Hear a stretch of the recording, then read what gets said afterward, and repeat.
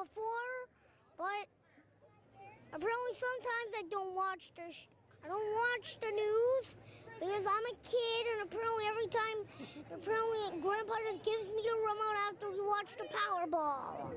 What's the Powerball? Tell me about the ride. What did you think about the ride? Well, it was great. Why? Because apparently you're spinning around, and apparently every time you get dizzy, Yeah. that's all you do is get dizzy. Is it fun? Yeah. And I've never ever been on live television. I never ever be on live television. Are you excited? Yeah, and apparently I already went down the super slide. When I went down the one, I was scared half to death.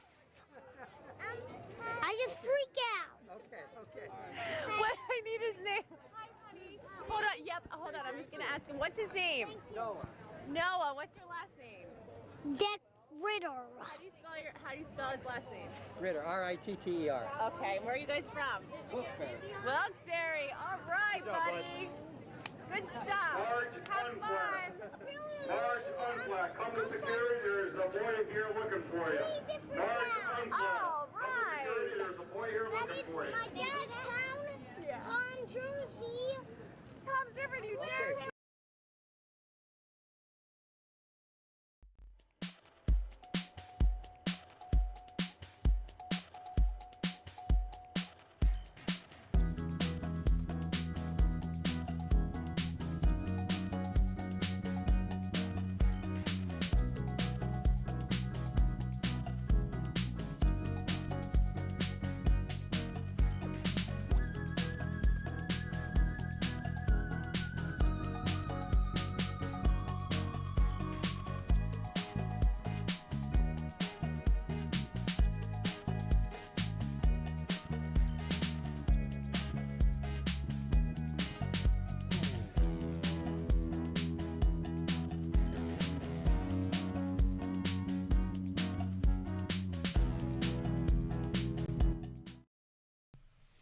And now, an important message from our sponsor.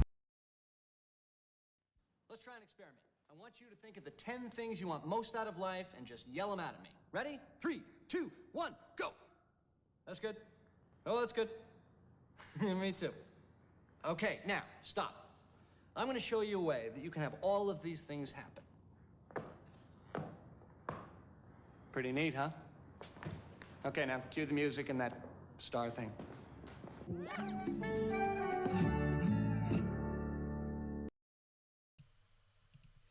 What is up, guys? How are we doing? Look at a mic check here.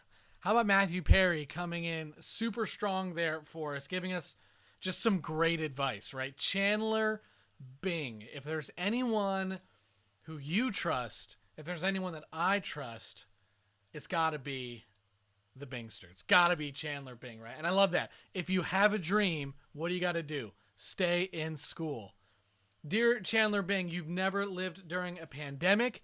Dear Matthew Perry, nothing could sting more right now than that piece of advice. Stay in school. It's where we all want to be. It's where none of us can be right now. No video, huh? Thank you, Alex, for looking out for me. Alex is looking out for me. There we go. We got it. Listen, if it weren't for Alex, my brother-in-law, I'd be lost here. Listen, we want to go back to Chandler Bing for a minute. We want to say to this guy, listen, we're grateful for this advice. And one day, what? I'm telling you guys, there's something that goes wrong every week. Is it better now? It's got to be better now. Gotta be better now. Is it? Luke Jeffrey, you're in the house, man. Laney, I fixed it. Great. Guys, here's the deal. I need a full-time producer. I need someone in the room with me at all times. All right, we've made some upgrades, some modifications today. Jack Calamarino, I'm glad you're here. Owen Dietrich, thank you for being here. Luke, I love the fact that you're here. Laney, Jenny, Ella, Roger Barnes, what is up, my man? Caleb, that means that you're in the room. So stoked that all of you guys are here. Listen, when I saw that Matthew Perry video, I thought of us, and I thought, this is a great piece of advice, except we're in this situation. But we're making the most of it. We're having a great time. And Jenny, I would love to pay you to be my producer because this is all too much going on right now. I'd love to show you. There's way too many screens. But real quick, I need to know from you guys, how has your week been? I want to hear the highlights from your week. What's been the best part? You name it. I want to hear about it. I had a bunch of things. I'm starting to think through it. Like, the first thing that came to mind for me was the fact that Maggie, I know I didn't do my hair for you, but Maggie cut my hair for me today. That was amazing. That was quite the experience. What is up, Tevin Sims? Thanks for joining the house. Tevin, thank you for being with us last week, for encouraging us. We loved having you. Roger, I'm not going to wear a mask in my own house. I'm not going to wear a mask in my own house. That's ridiculous. Apparently, you think I should do that. But anyways, I got a haircut today from Maggie. That was a huge part of my week. That made me super excited. But then I was thinking another thing. Yesterday, Roman and I went for a hike in the woods.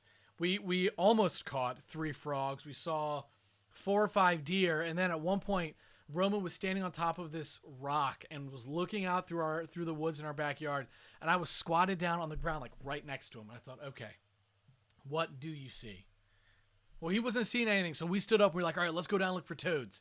I start to walk away and he goes, Dad, look right in front of the rock. And I look down and there's a snake coiled up right in front of the rock. I'm like, I practically shook this snake's hand. I like step back for a second. Roman gets terrified. So then I have to do what every dad does. I convince Roman, this is not a scary thing. This is not a bad thing. Come on, it's science. Let's look at it. So we walk up to the snake and then he jumped right at us. And now Roman was really scared. So now I'm like, okay, I had to teach Roman that I'm his protector and to not run away from the things he'd be terrified. So I made a bit of a regrettable decision, and I hit the snake with a stick. Well, we killed the snake. At this point, Roman is like very interested in looking at it. So we drag it up on top of the rock, and we're looking at it, we're examining it, and suddenly I start to like rub the snake and say, Roman, look, man, check out the snake. Let's feel it. It's beautiful. It's super cool. If it hadn't been a bully, it would have still been living a great life. So we're rubbing it and like learning about the scales and everything. And wouldn't you know, that snake was merely playing dead and suddenly coils back up and like looks at us. And I'm not going to tell you the rest of the story because it got graphic, but we're okay. And hopefully some fox had a good dinner because I thought we were going to die. So let me see. What did you guys do this week? What's got you living life really, really high this week? Roger, pumping some iron. No, wait a second. You're liking my teaching right now. Okay. CrossFit, though. If you did it, it would be totally great. What else, guys? What were you up to this week? And no, Alec, I think it was just a gardener snake. Like, if we all want to see this battle, Dave versus Snake, we can try to find it. I will tell you one thing I was concerned about was Roman's love for the snake. I started to think Homeboy might be, Team Slytherin, and I wasn't okay with that. I thought, you cannot be Slytherin. We are all Hogwarts in this house. At the very least, if not that, then second, Hufflepuff, because who doesn't love to say that? But there's no Team Slytherin in my house. Evan, you'll appreciate this. My son literally crushed that serpent's head with his heel. So, yeah, parcel tongue, Alec, I was super concerned about this. But what about you guys? What did you do this week? What's one thing that you look at from this past week that was just absolutely dynamite? It made your week. It was really exciting. I want to hear about it. One other thing that I did was last night I got Lily's takeout. I admit it. I went to Lily's and we placed our order. I picked it up. I walked in, gloves on, mask on. Someone called in and actually paid for it for me. And then the bigger win is that Lily's forgot to charge them. And so now they want to buy me dinner again.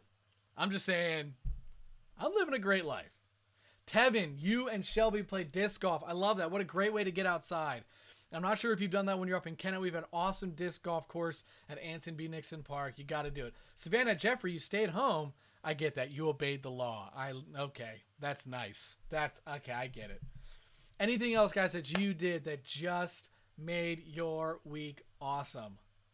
Play D&D online with friends. PJ, you are literally living out a modern-day version of Stranger Things. Please watch out for any strange people that show up in your house. Lainey, you, Judah, and Piper, you went out to the stream. You played in it barefoot. I love that. Man, that must have been so fun. In fact, me and the kids, Me and the kids did that actually earlier this week. Brian, your friend Dave never got back to you. Find new friends, Brian. Find a friend named Dave that'll text you back, because whatever friend that you have named Dave who didn't text you back, I would totally get rid of that guy. All right, I want one more thing. What was one thing? Ella Cordesco, Jack Colamarino, all sorts of other people. What's something you did this week that was awesome? Ella went to a new park, found some amazing trails. Roger, P90X, Insanity Prep Work. Yo, P90X is no joke. Insanity is no joke. I've only done a little bit of both of those. It doesn't show, but Caleb Shea. Okay, Caleb, I want pictures of this. I want to see your head shaved. Jack Colamarino, tell me, what is something awesome that you did this week? I got to know before we jump in and play our next game that hopefully works, because I'm inundated with technology. I would show you what all's in front of me, but I'm afraid I would break it. Tevin Sims, anyone started OBX on in Netflix? No, I have not started watching that yet. Ella is all over OBX. Alex is all over OBX. All right, okay. Here's the deal. I'm supposed to start watching the English game soon. We'll see if I get to it. But Jack Calmarino, I gotta know. Your mom gave you a haircut. I wish that we could get a live picture of this right now, but alas, we cannot. I'm sure it looks great. All right, guys, well, here's the deal. We're going to play a quick game real quick. This will be a little bit different. We're going to give it a try. Everything's always a try here on Sunday nights. We got low expectations for technology, high expectations for fun. Here's the cool thing about this game. Two things. It's based on YouTube, and you're on YouTube. That's kind of like a digital pun. Second, the winner of tonight's game, I have to get my scorecard out real quick. The winner of tonight's game is going to get a baked good that I will be pulling out of my oven. Well, Maggie's going to be getting it out for me in just a couple of minutes. You're going to be getting this baked item tonight on your front step, delivered by me. And then you also get to pick one other person that also gets to receive a hot, well, hopefully it's hot when it gets to you, baked item. All right? Yeah, Alex, guys, real quick. Some of you might not know, Alex Collar is one of our small group leaders.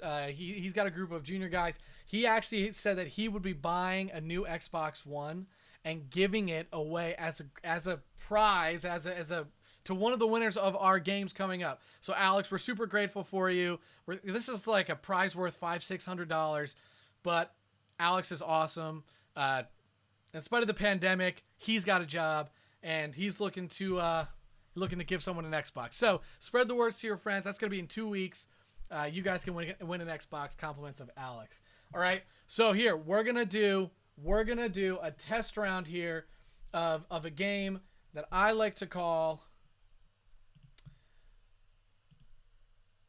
YouTube Showdown. I call it that because that's what it is, quite simply. All right. What's going to happen in YouTube Showdown is you're going to see two different YouTube clips played. Then you have to decide which one has more views. Which one has more views?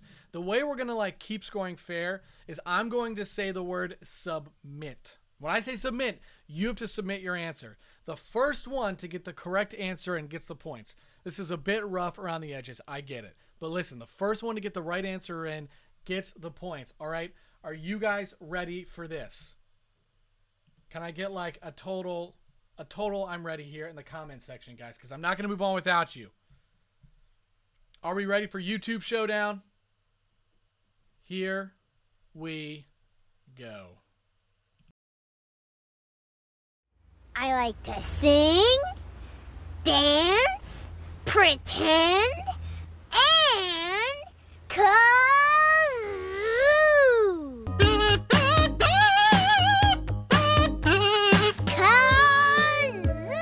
It's not so important. I should have worn Oh, my shoulder surprise! pads. I have now- some pretzels for Melania, you. do you know what you just said? Well, you're cheery. Me? I'm always like this. Oh yeah, sure. You're certainly not going to be. When can I see You're you bad walk company. away? Can't wait. You suck. Now's your chance. Well, Call you it can off. be a funny wiener, can't you? All right, guys, I want to know, who do you think it is? Is it 1 or is it 2? Let's submit those answers now. 1 or 2, go for it.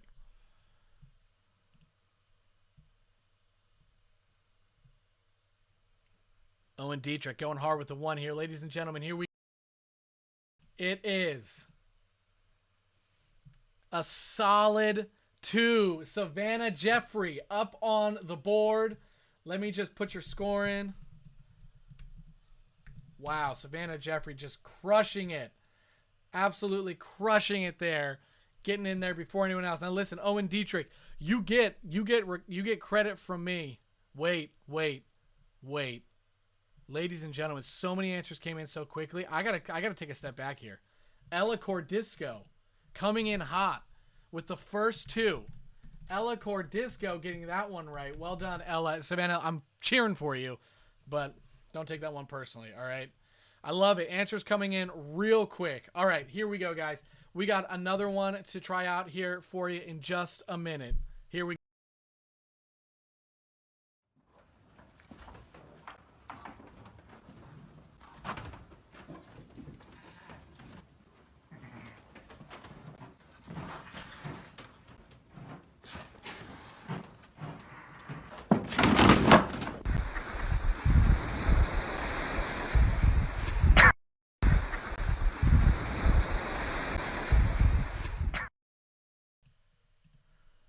Listen, I'm going to be honest. I think that first one, the cat and the goat, was like any of us trying to survive the initial weeks of this quarantine. And the second one of the old man dancing was like all of our teachers trying to survive this whole pandemic thing, trying to run Zoom and all that stuff. All right, so go ahead and submit your answers. Let's see what we've got coming in. Everyone is throwing in stuff right now. We got all sorts of answers coming in. Now, technically speaking, if we're going to be technical on this, I didn't say submit until after Gustavo posted his answer, all right? Now, I'm not trying to be a stickler here, but let's see what we got. Whoops. Yo, we've got old man struggling to dance. Goose, since you threw that 2 down, I'm going to give you it. I'm going to give it to you, man. You threw the 2 down. You get the point. You voted for old man with 24 million views against the cat getting butted by that goat, only having 6. So, Gustavo, let me throw you in here. Goose with a solid point. I didn't really think about this too much, but I hope that the winner doesn't live far from me. It's going to really stink if we have someone from like Oxford here tonight. As much as we love Oxford, homie wasn't planning on driving that far. All right, guys, let's take a look at this next one, all right? I've got high hopes for the quality on this one. Here we go.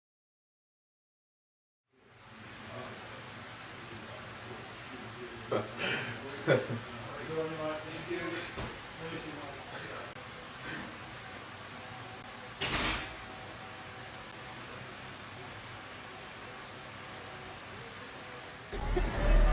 on, Pickett, let's go. Keep walking. You keep walking.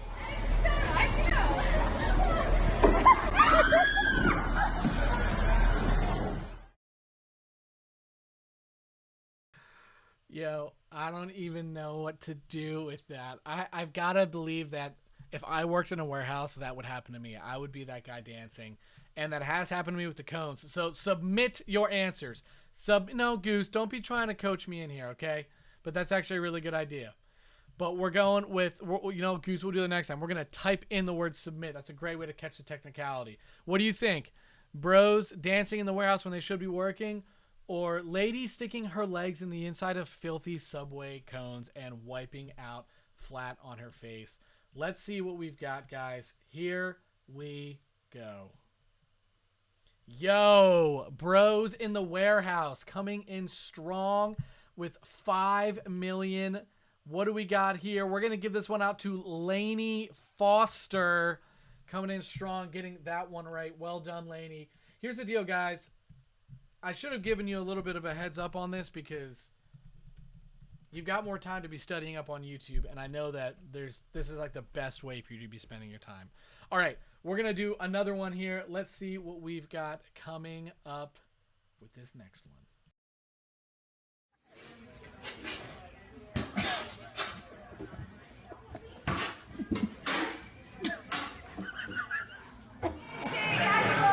Mais pra frente, Dora! Ai!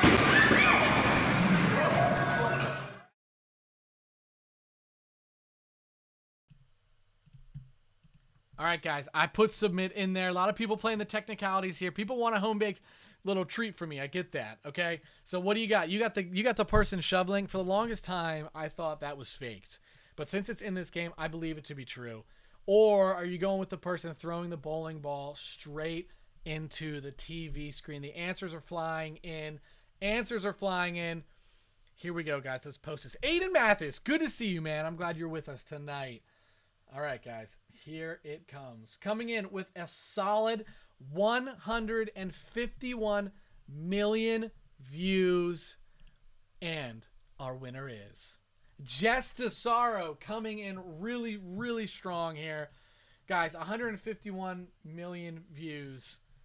I wonder how that person is really feeling about themselves now. Also, I mean, really, I need to know if that's faked. I need to know if that's faked. Okay, listen, we're going to do one more of these. And this is how I think this opening clip makes me think of what it's like to parent during like the initial onset of this whole quarantine, especially when working from home. So let's go ahead. We're going to check this out.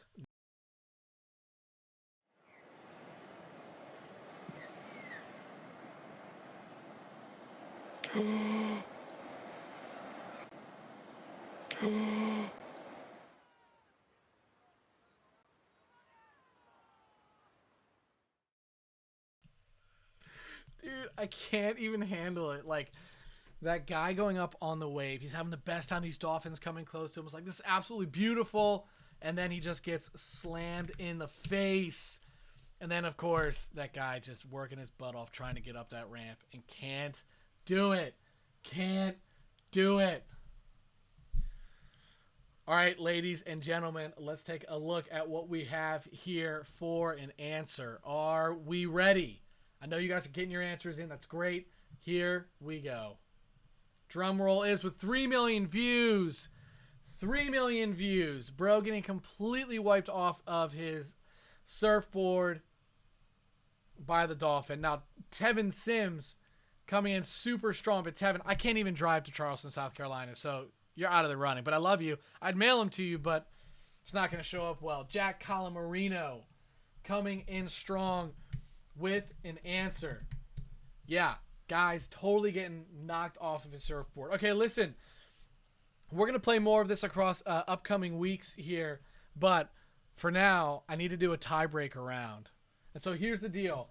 Everyone is allowed to participate in this, but we have a 5-way tie. Ella Cordisco, Gustavo, Laney, Jess, and Jack. You guys all have a point on the board. I'm going to throw up a picture of me on a recent trip, pre-pandemic, of course, and I need you to tell me where I am. The first one to get this right wins the whole thing and is going to be getting a visit from me tonight. Are you ready for this? Are you ready for this? Here you go. Tell me, where was I on vacation? I got to know. Where do you think I was, guys? This one was totally comped. I want a travel package here, and just took a little trip, just to get away, just to reflect on things. Where in the world is Dave Walker? Gustavo, Niagara Falls. Jess Tesaro, Niagara Falls. No. Luke, home, so close. Lainey Foster, Zion, close. Savannah, Niagara, no. It's very, very true. This is reminiscent of my house, of Philly, of this office. Yes. But you all are wrong thus far. I'm going to give you one hint. It is not in North America. It is not in North America. I went on this trip. I went somewhere, not in North America. Totally got this picture. Victoria Falls, going to Savannah. Jeffrey, which is interesting because Savannah, you don't got a point. I need someone else to get this. Alex, no. The Gulf Falls, no, Gustavo. Unreal. I will tell you. Okay. All right. Let me give you one more hint here. Okay. Let's just go somewhere else entirely. I went to this place a couple of days after I was at Victoria Falls. I'd been in Victoria Falls. Now I went somewhere else. Where are we? Let me see this. Okay. We're skipping ahead to this last one. What do you got? Yes, I'm in India. Jess Tesaro with Taj Mahal. Yes, Jess Tesaro, you are tonight's winner. We are so grateful that you jumped in and you played this. I really did go there. Those are actual pictures that I took, and you should really believe me when I tell you that. Well, hey, all fun aside, I hope this was fun for you guys. I hope you had a good time. For the next couple of minutes, we're actually going to Alex Kotler, the set of Aladdin Live. Not that bad if you saw it. Hey, we're going to dive into an interview, actually, I got to host a couple of days ago with a good friend of mine named Jason Min. A little bit about Jason. Has anyone here watched on Netflix a show called The Umbrella Academy? Anyone? I need to know. Did you watch The Umbrella Academy? Yes, no, maybe so. Well, Jason's brother, Justin, is Ben Hargreaves in this wonderful show, The Umbrella Academy. That's Jason's claim to fame. But his other claim to fame is he's actually the senior pastor of Citizens Church out in Los Angeles. And he also is a graduate of University of Penn and Harvard. He's an amazing musician and songwriter, has traveled the country touring in his past life, but now as a pastor in L.A. is just doing some amazing work. And I really respect Jason because he's just experienced so much success in life and has worked really, really hard and has a great perspective on identity. And so we're going to jump in halfway into this conversation with Jason. It was so good, it was long, that I trimmed it down. And you're just going to hear him reflect on some questions about identity and how to build your life around God. But because the whole conversation was so valuable, I'm going to post it separately. You can hear more about Jason's story. He's a second generation Korean American. His parents moved here and just worked tirelessly. And that plays into a lot of his story and his perspective on life. So why don't you join me? Let's dive in. Let's spend some time hearing to what God has to say to us through Jason. And then I have a couple of things I want to share with us at the end. So let's check this out. You keep yourself at the feet of Jesus and compelled to live because of Jesus, not for the accolades or not for the acceptance of other people? Yeah, I think that's a great question. And I think I'm learning that in a very real way these days, because, when your entire life has been doing things for God, it's very easy to forget what it means to be with God, right? Like, for me, even in my current role, it's really easy to get into the mindset of my time with God being sermon prep or being like studying, to produce community group material, and that I can check off that box as that being my time with God. But that's really things that I'm doing for God. That isn't really me being with God. And I think one of the things I'm learning, first of all, is, being reminded of some of the very basic kind of spiritual disciplines that I think get lost in our culture. So like, for example, silence, solitude, taking a moment every morning. I think rather than grab my phone, because that's always the easiest thing I can do, even taking a moment for 5 minutes every morning to just sit with God, either in silence or prayer. I read something that said that act is probably the most countercultural thing you could do, beyond, not having sex before marriage, or like not doing drugs, or the most countercultural thing we can do is actually unplugging for 5 minutes and resting in God's presence. And so I'm kind of relearning that a lot for myself.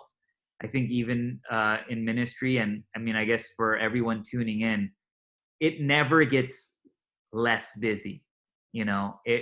High school feels busy, and then college, you look at all your high school friends and you're like, you have no idea. And then when you're married, you look at all the single people and judge them. And then when you have one, when you have a kid, like you have no idea what parents go through. When you have multiple kids, and then when you're like Dave, you judge people like me. I am right now. but yeah, I mean, it never gets less busy, and the way that our world is structured, it allows us to stay busy and on all the time. 24/7 news cycle. If we want to stay, connected to our devices, stay productive, be on emails, be on Instagram. I mean, the world, the way it's given to us, allows for that to happen. And so these days, it's really about me creating intentional space during the day to practice very simple disciplines of being with God.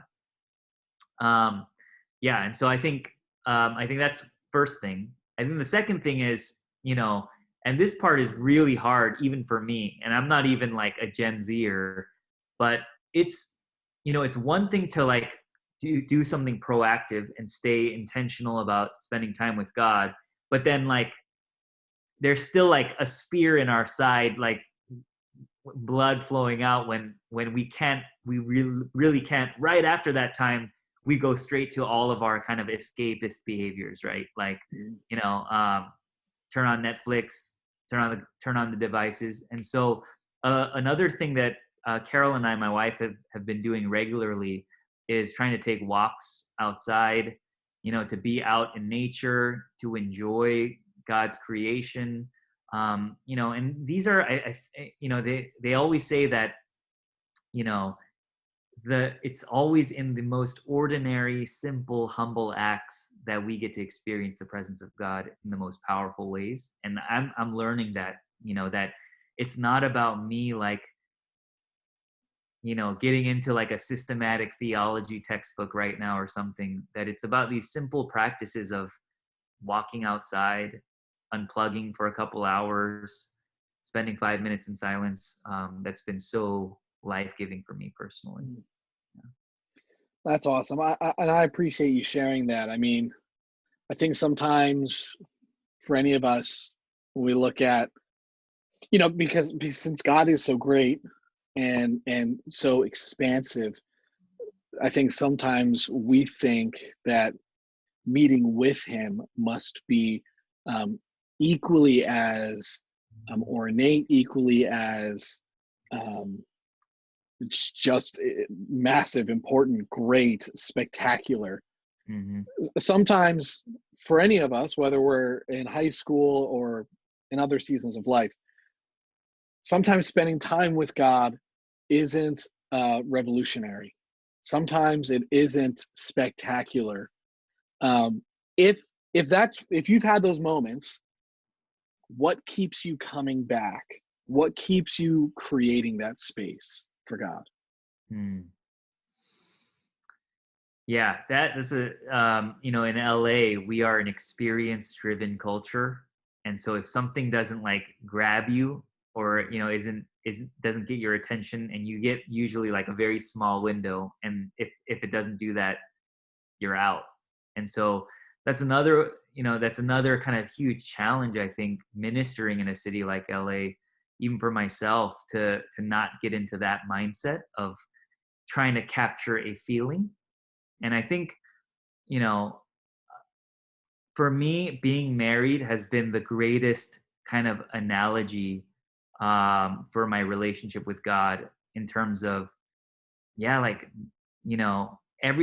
thing that I preach at almost every wedding that I officiate is, there are going to be days like your wedding day, when things feel like they're perfect, full of love, when, it just, nothing can go wrong.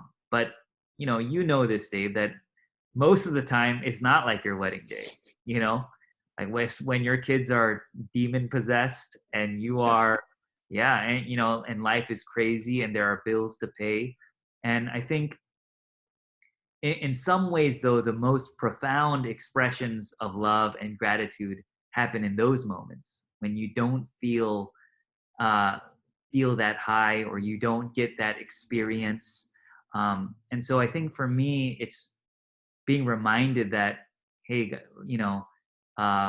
it is this is not a sprint, it's a marathon, and being reminded that our relationship with God in that sense is not, it's almost, it's the sweetest in those moments when it's not that great.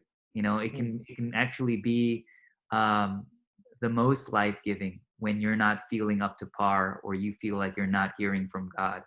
That when you can continue to ask God for grace to keep you coming back there, I think those are the moments where, as the Bible says, in our weakness, God's strength is made perfect. And so I look forward. I mean, I in some ways, with every one of those not so satisfying times with God, I think I'm constantly longing for what God is doing in the midst of that. So that's yeah.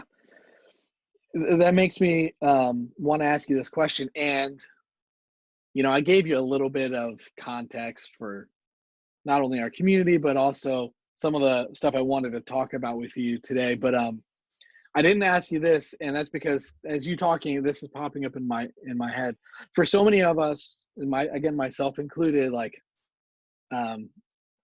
not that I want to break the great Enneagram rule, but I'm a total 3, so I'm a huge performer, and I think that a lot of us in this day and age, Gen Z, United States, in the West itself, performance is a big deal. And when we underperform, we overshame. So if we don't meet our own expectations or the expectations of the things that we respect, then we feel this deep sense of shame.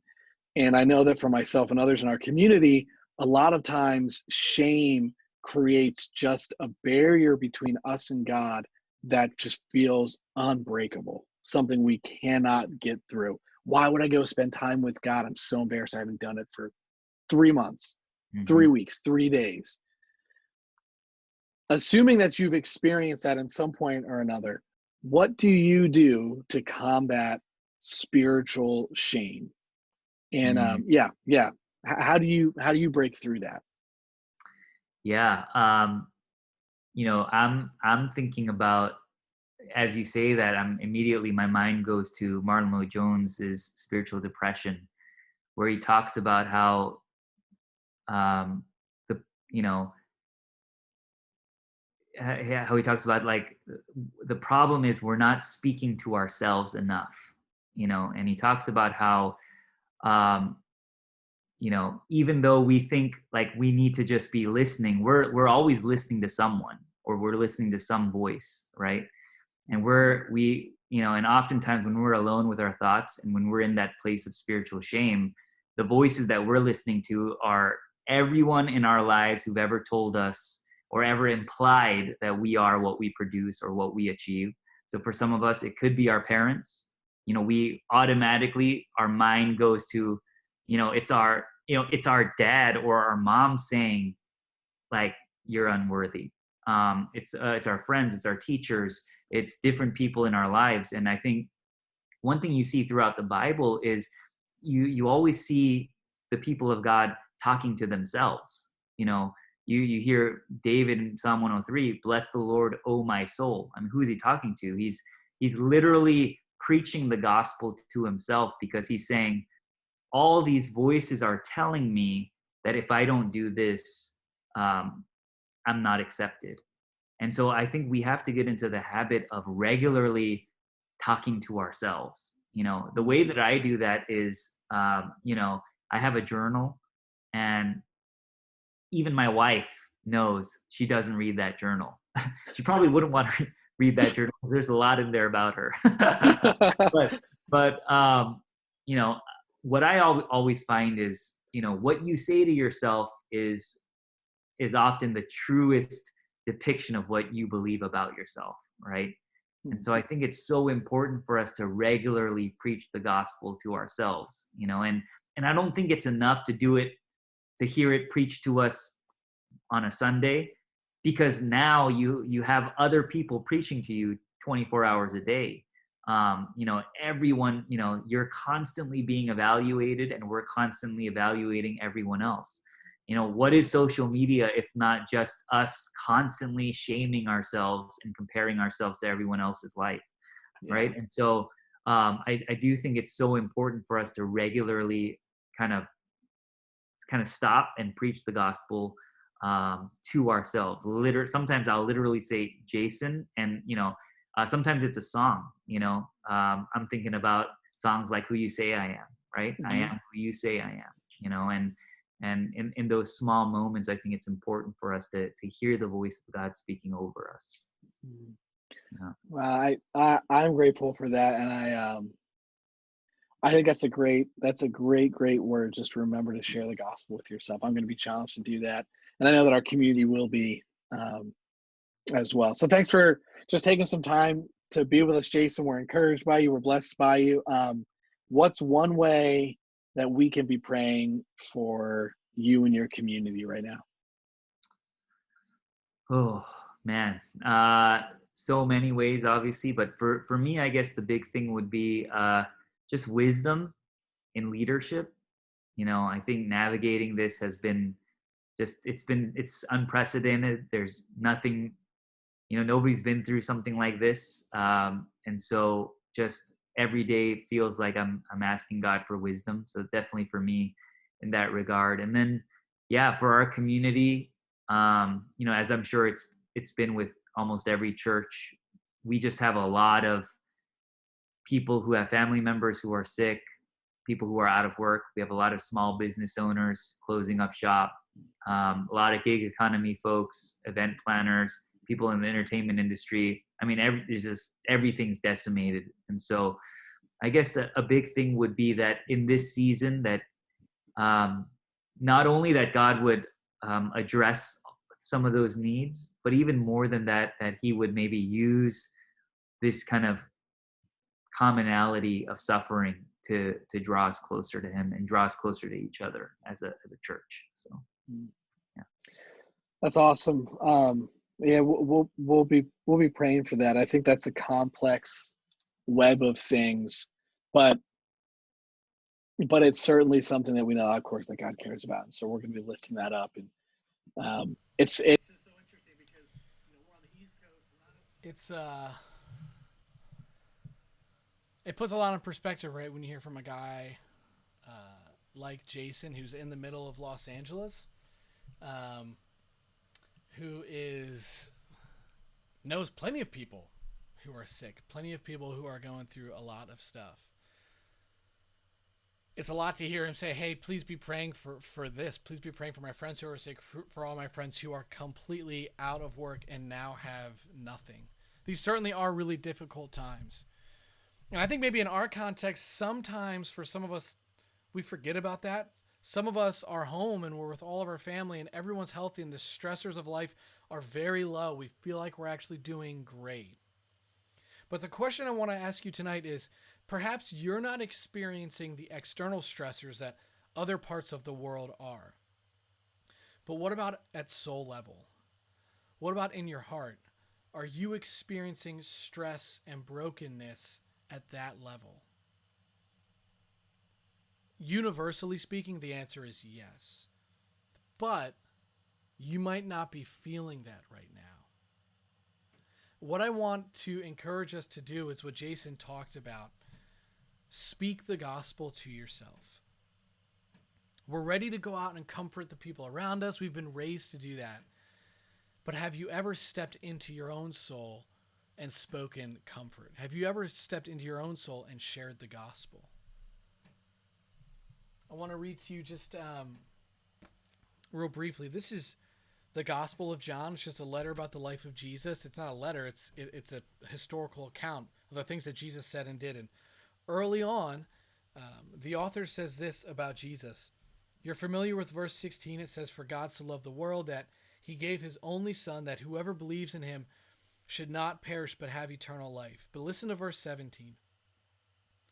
"For God did not send his son into the world to condemn the world, but in order that the world might be saved through him." And now I want to take a look at a letter that one of the first church planners, a man named Paul, he said this in his second letter to the church in Corinth. Early on here, this is in chapter 5.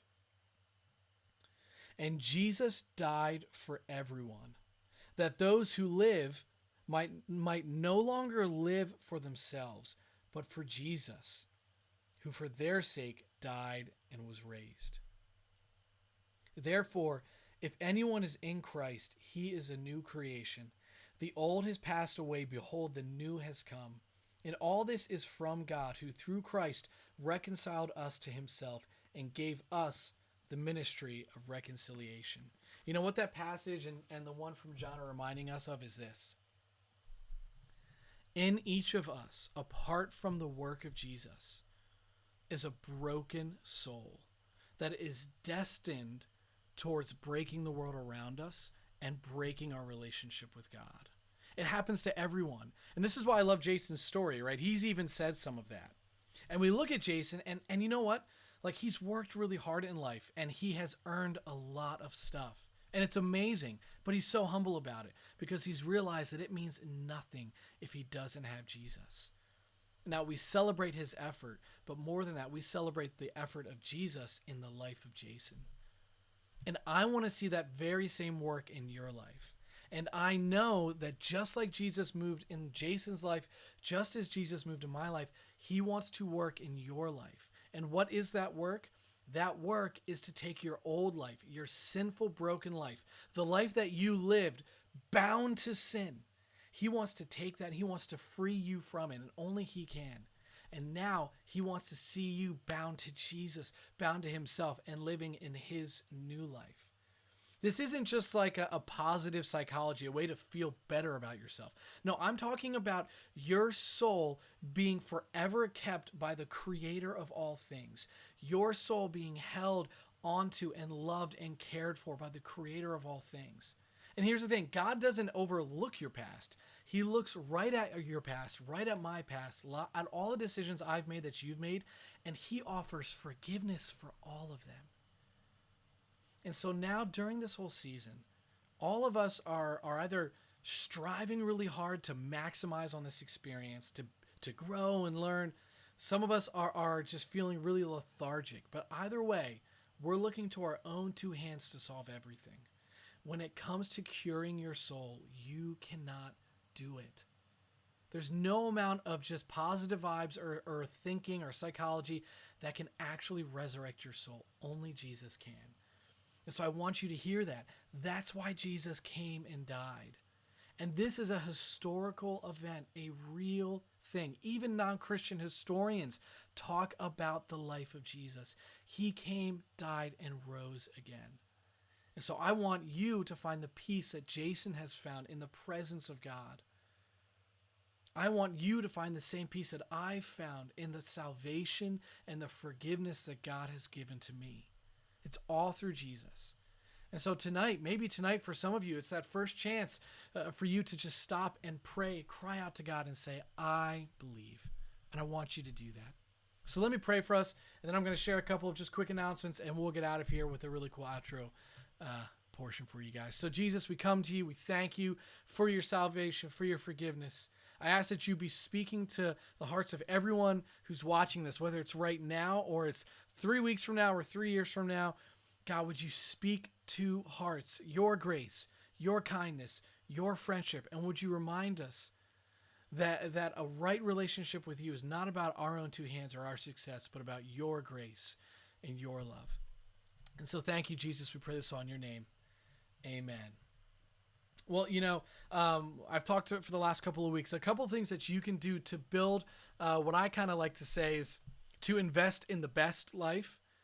Some things you can do to invest in the best life are some of the following. I say, go check out our Bible recap reading plan. Be part of that. Do that. Get into God's word because that's where you're going to learn his heart. Practice his presence by being in his word, and there you'll find his peace. Get into a small group. A lot of you are in a small group, and that's awesome, but do it. Here's the thing. Invite your friend into that small group. Your friend needs to know Jesus just as much as you do. Your friend needs to know these wonderful people just as much as you do. And follow us on Instagram because we're always posting great stuff. And if there's anything you'd love to see, be sure to throw it up there. And don't forget to subscribe. So, guys, you mean everything to me. I love you all. I'm praying for you all. And invest in your best life by going and spending time with Jesus. And now as we close out, A lot of you were hoping to be at prom this weekend. Some of you have seen this already, but for those who haven't, let's actually go and join John Krasinski and spend some time maybe at his prom. This will be our outro. We're done. Watch this as long as it lasts, and I'll see you guys here next week at 7 o'clock. Have a good week, everyone. Talk soon.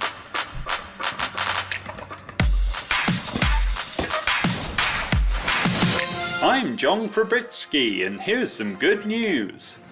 Earlier this week, Batman, I'm Batman, donated his collection of masks to the people of Legoland. Meanwhile, at Hogwarts, Hagrid did a virtual masterclass on how to disappear from your family. Remember, there's always some good news. Well, that'll do it for all of us here at SGN. The sheer number of copyright infringements in that video are so staggering, there are literally not enough lawyers to get me out of this one. So genuinely not knowing how long I have left, we better get straight to the good news.